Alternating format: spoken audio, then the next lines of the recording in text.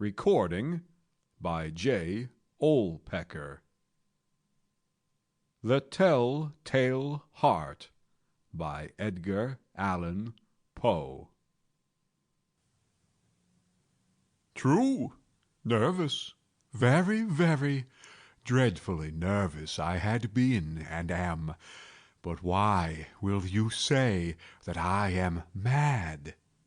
The disease had sharpened my senses, not destroyed, not dulled them.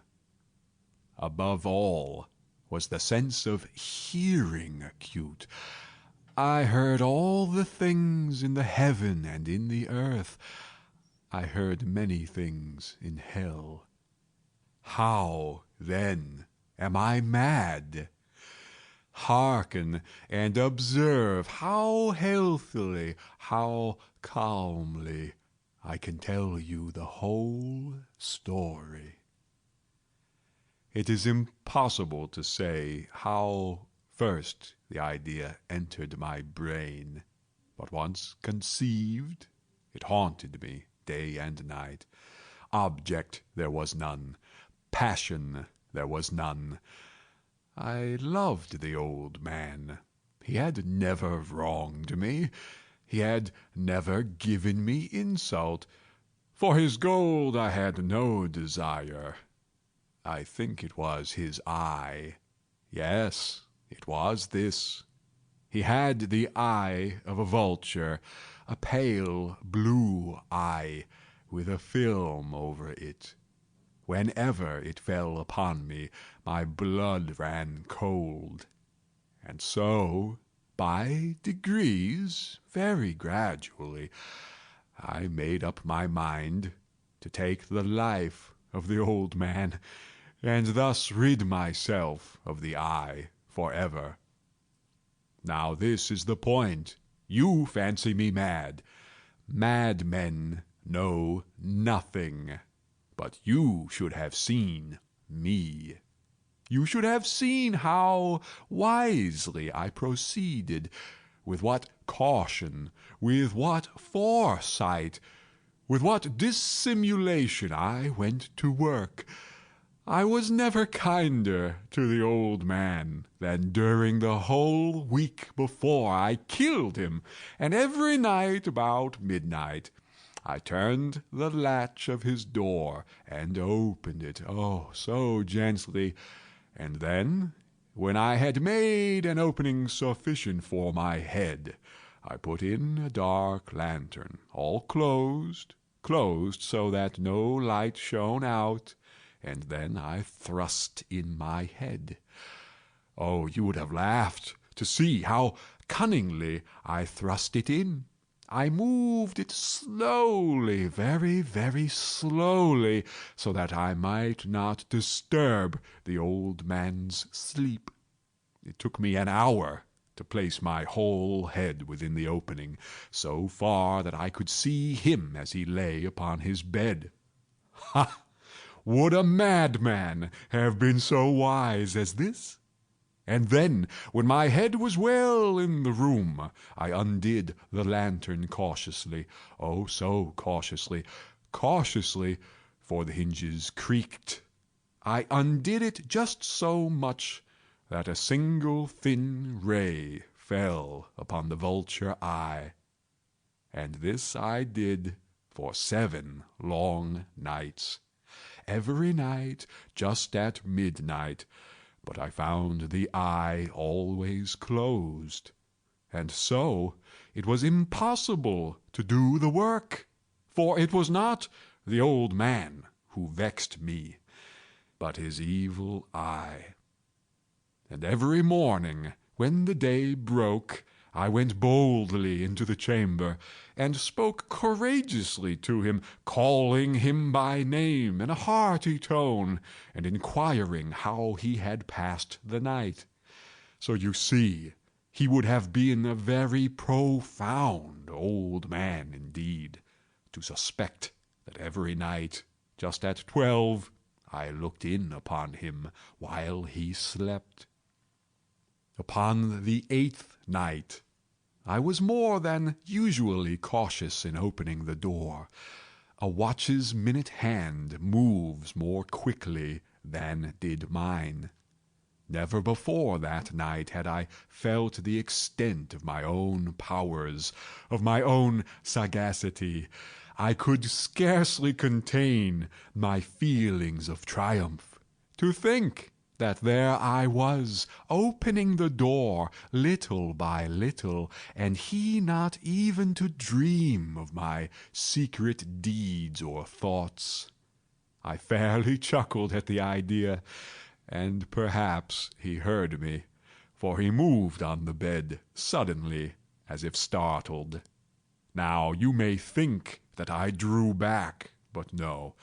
His room was as black as pitch with the thick darkness, for the shutters were close fastened through fear of robbers. And so I knew that he could not see the opening of the door, and I kept pushing it on steadily, steadily. I had my head in, and was about to open the lantern, when my thumb slipped upon the tin fastening, and the old man sprang up in bed, crying out, "Who's there?" I kept quite still and said nothing. For a whole hour I did not move a muscle, and in the meantime I did not hear him lie down. He was still sitting up in the bed, listening, just as I have done night after night, hearkening to the death watches in the wall. Presently I heard a slight groan, and I knew it was the groan of mortal terror. It was not a groan of pain or of grief. Oh no, it was the low, stifled sound that arises from the bosom of the soul when overcharged with awe. I knew the sound well. Many a night, just at midnight, when all the world slept, it has welled up from my own bosom, deepening with its dreadful echo the terrors that distracted me. I say I knew it well. I knew what the old man felt, and pitied him, although I chuckled at heart. I knew that he had been lying awake ever since the first slight noise when he had turned in the bed. His fears had been ever since growing upon him. He had been trying to fancy them causeless, but could not. He had been saying to himself, "It is nothing but the wind in the chimney. It is only a mouse crossing the floor," or "It is merely a cricket which has made a single chirp." Yes, he had been trying to comfort himself with these suppositions, but he had found all in vain. All in vain, because death, in approaching him, had stalked with his black shadow before him, and enveloped the victim, and it was the mournful influence of the unperceived shadow that caused him to feel, although he neither saw nor heard, to feel the presence of my head within the room. When I had waited a long time, very patiently, without hearing him lie down, I resolved to open a little, a very, very little crevice in the lantern. So I opened it. You cannot imagine how stealthily, until at length a simple dim ray, like the thread of the spider, shot out from the crevice and fell full upon the vulture eye. It was open, wide, wide open, and I grew furious as I gazed upon it. I saw it with perfect distinctness, all a dull blue, with a hideous veil over it that chilled the very marrow in my bones. but I could see nothing else of the old man's face or person, for I had directed the ray, as if by instinct, precisely upon the damned spot. And have I not told you that what you mistake for madness is but over-acuteness of the sense? Now, I say, there came to my ears a low, dull, quick sound, such as a watch makes when enveloped in cotton. I knew that sound well, too. It was the beating of the old man's heart. It increased my fury, as the beating of a drum stimulates the soldier into courage. But even yet I refrained and kept still. I scarcely breathed. I held the lantern motionless. I tried how steadily I could maintain the ray upon the eye. Meantime, the hellish tattoo of the heart increased. It grew quicker and quicker, and louder every instant. The old man's terror must have been extreme. It grew louder, I say, louder every moment. Do you mark me well? I have told you that I am nervous, so I am. And now, at the dead hour of the night, amid the dreadful silence of that old house, so strange a noise as this excited me to uncontrollable terror. Yet for some minutes longer I refrained and stood still. But the beating grew louder. I thought the heart must burst. And now a new anxiety seized me. The sound would be heard by a neighbor. The old man's hour had come. With a loud yell, I threw open the lantern and leaped into the room. He shrieked once only. In an instant I dragged him to the floor and pulled the heavy bed over him.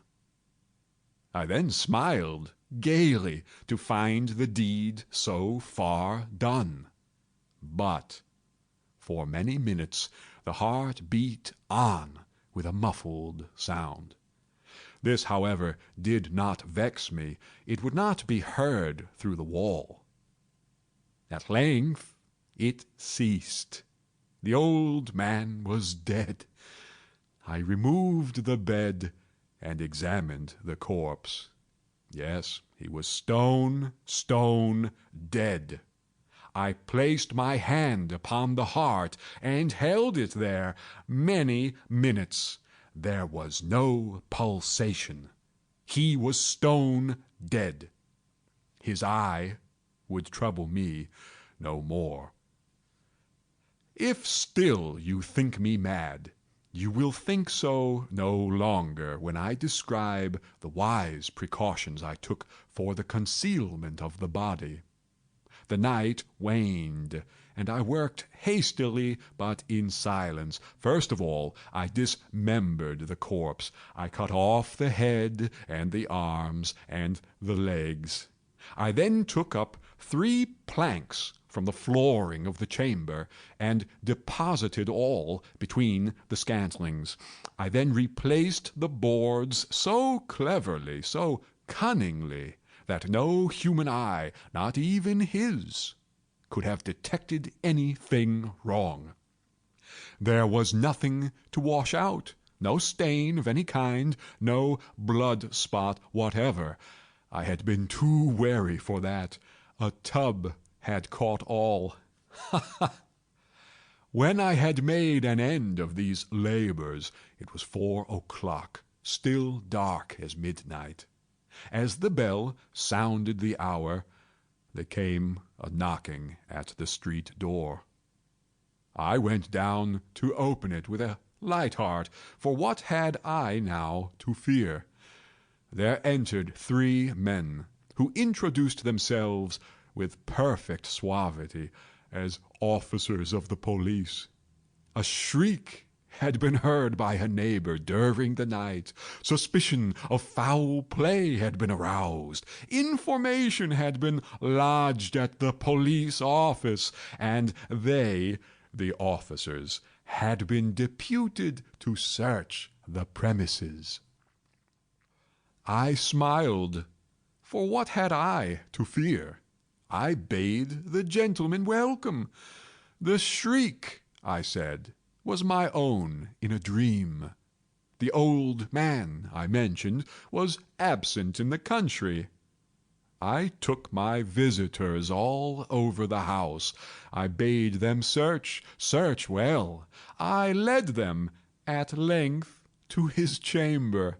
I showed them his treasures, secure, undisturbed. In the enthusiasm of my confidence, I brought chairs into the room and desired them here to rest from their fatigues, while I myself, in the wild audacity of my perfect triumph, placed my own seat upon the very spot beneath which reposed the corpse of the victim. The officers were satisfied. My manner had convinced them. I was singularly at ease. They sat, and while I answered them cheerily, they chatted of familiar things. But ere long I felt myself getting pale, and wished them gone. My head ached, and I fancied a ringing in my ears. But still they sat and still chatted. The ringing became more distinct. It continued and became more distinct. I talked more freely to get rid of the feeling, but it continued and gained definiteness until, at length, I found that the noise was not within my ears. No doubt I now grew very pale, but I talked more fluently and with a heightened voice. Yet the sound increased, and what could I do? It was a low, dull, quick sound, much such a sound as a watch makes when enveloped in cotton.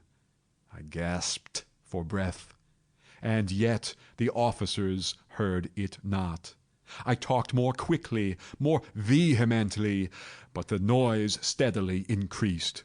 I arose and argued about trifles, in a high key and with violent gesticulations, but the noise steadily increased. Why would they not be gone? I paced the floor to and fro with heavy strides, as if excited to fury by the observations of the men, but the noise steadily increased. Oh God, what could I do? I foamed, I raved, I swore. I swung the chair upon which I had been sitting and grated it upon the boards. But the noise arose over all and continually increased. It grew louder, louder, louder, and still the men chatted pleasantly and smiled. Was it possible they heard not? Almighty God, no, no, they heard, they suspected, they knew. They were making a mockery of my horror. This I thought, and this I think. But anything was better than this agony. Anything was more tolerable than this derision. I could bear those hypocritical smiles no longer. I felt that I must scream or die. And now, again, hark! Louder, louder, louder, louder! Villains, I shrieked, dissemble no more. I admit the deed. Tear up the planks. Here, here, it is the beating of his hideous heart. End of the Tell-Tale Heart. Recording by J. Olpecker.